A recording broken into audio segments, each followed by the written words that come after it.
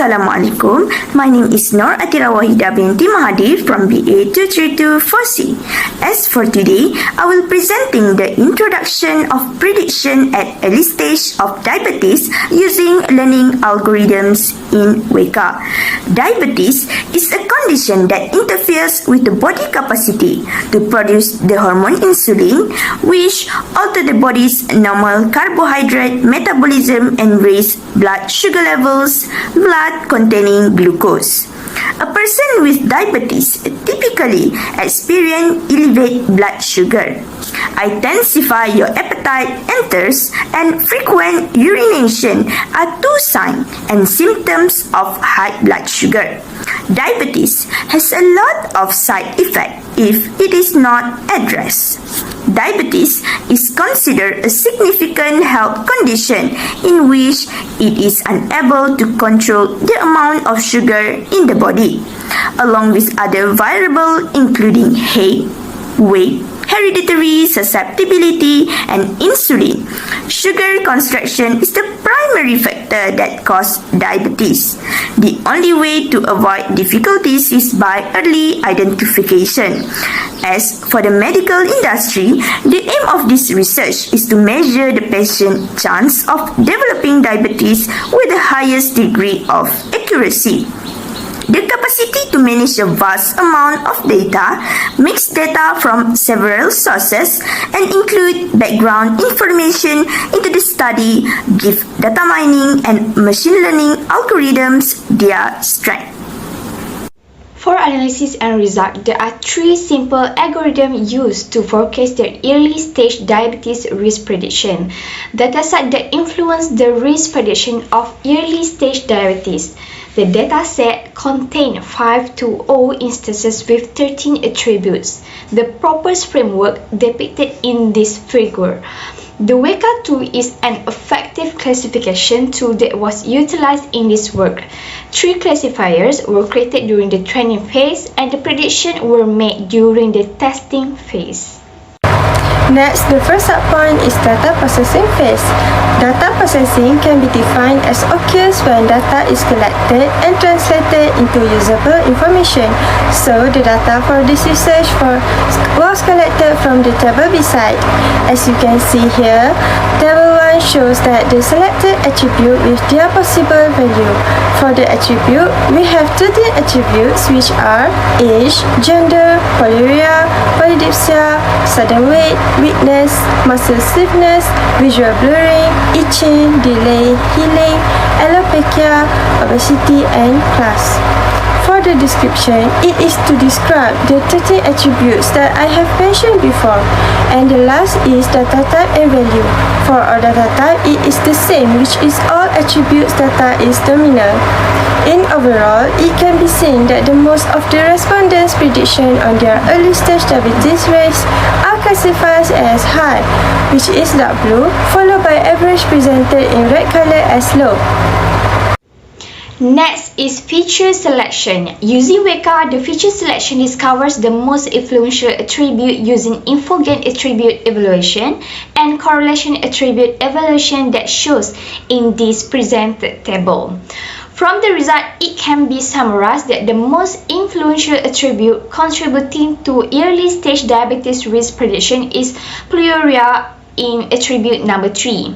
This finding is not similar with research done by BINTI in 2018. Such method using ranker with infogain attribute evaluation and correlation attribute evaluation have been applied to the dataset in order to see if any changes in dimension contribution to the class of positive and negative. For this dataset, both infogain and evaluation generate similar results. In the report, the authors use specific algorithm for examining the dataset of the early stage diabetes risk prediction dataset for this study. Those are found in the Weka program. The accuracy of the classifier was assessed by using the Weka tool on a dataset containing 520 occurrence and 113 characteristics. On the Weka interface, the effects of early stage diabetes risk prediction dataset were classified with the three sets of classification algorithms, namely decision table, JRIP, and PARC, that resulted in more than 80% precision. The performance of these three algorithms method was assessed utilizing data testing training mode. For classification algorithm selection, the results show that there are one main groups of machine learning algorithms that work best with this dataset. The main group are rules group with PARC, decision table, and JRIP algorithms. Since the class of this study is in nominal data type, function group will not be analyzed as it is used for regression analysis that work with numerical data type class value. Based on the finding, the accuracy of the selected classifier developed varies from 96.15% to 97.69%, which may be enhanced further by selecting relevant characteristics. The high influential attributes were selected using the tool. The performance of these three algorithms in the dataset were evaluated using training data testing mode.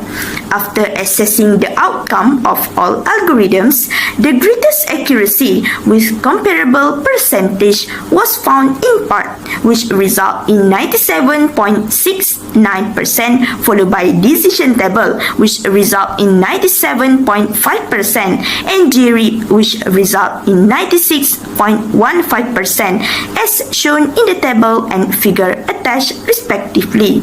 However, the best result was achieved using random forest algorithm by using 10-fold cross validation. 97.4% instances were classified correctly, and using percentage split technique, it could classify 99% of the instance correctly. Association rules are used to examine data for if or then patterns, support and trust, help decide key ties.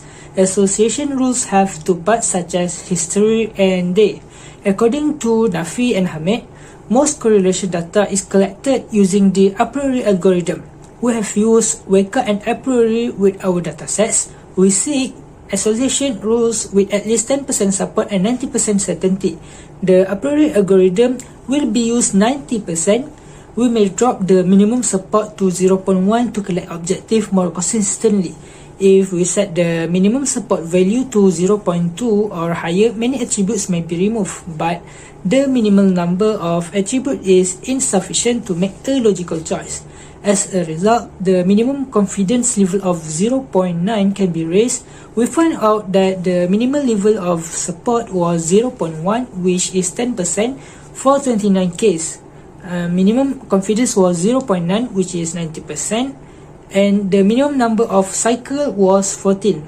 The table shows the optimal regulations that were found. The upper algorithm has a default setting of 10 for the number of best rules, and the finding shows that social coherence created the largest number of best rules, which equal to 10 rules. Assalamualaikum warahmatullahi wabarakatuh. My name is NURSYADAH binti SALIM. Without further ado, based on this figure, it shows our result of decision tree. The round shape indicates dimension. The authors used T48 classification algorithms in order to classify and visualize the decision tree. Out of the 10 rules generated using a priori algorithms, it can be seen that the most contributing factors to the early stage diabetes risk are being dominated by two best rules, which are polyuria and polydipsia. However, in this decision tree, there is no instances data for this node. Therefore, polyuria can be categorized into two types of polydipsia, which are yes and no. If there are no polydipsia, we show the result of gender in muscle stiffness and alopecia. Meanwhile, if there are yes in polydipsia, it will show yes for the positive results and no for another dimensions, which is itching, followed by delay healing, alopecia, gender, visual blurring, and sudden weight loss. Then we move to the visualization for trend analysis, which is we choose the best of 4 figures show the trends of early stage diabetes risk based on the dataset. Firstly, the relationship between gender and polyuria. As shown in figure 4, it is observed that between two gender, which is male and female patients, male has been dominated positive by dark blue color for most of the polyuria. This is showing the respondents have the polyuria at early stage diabetes risk, and male drink and urinate more and have more dilute urine. This result is also supported by study done by D-Cat0D 2009. However, for female patients, the polyuria is low, very good level of acceptance as shown in rectangular shape in the figure can be seen. Thus, it shows that female patient respondents have low levels in urination because they are dynamics increase females' exposure to urinary steroids and other urinary constituents that can hasten sexual maturity. Next, gender and sudden weight loss. As illustrated in this figure, we can see that more female patients with positive class of sudden weight loss in early stage diabetes risk prediction, while only a few female patients have low risk of diabetes with negative results in sudden weight loss. It also shows the same results for male patients, which they have low risk of diabetes in sudden weight loss as shown in the rectangular shape in the figure. Figure 6 demonstrates that it is dominated by positive and negative class for not being obese, which is indicated by the color blue in the figure. This can be seen by looking at the data, the blue triangle. This demonstrates that both diabetes and non-diabetes patients at the SYAHIDA Diabetes Hospital in Sylhet, Bangladesh have a lower odds of being obese. This could have been caused by sudden weight decrease that prevent them from being obese, or it could be from their lifestyles that prevent them from being obese. Next, in this diagram, it can be seen that it is dominated by positive class for suffering visual blurring. It demonstrates that persons who are in positive class are more likely to have visual blurring. It defines as those who have diabetes have a greater risk of developing vision problems as a result of having diabetes.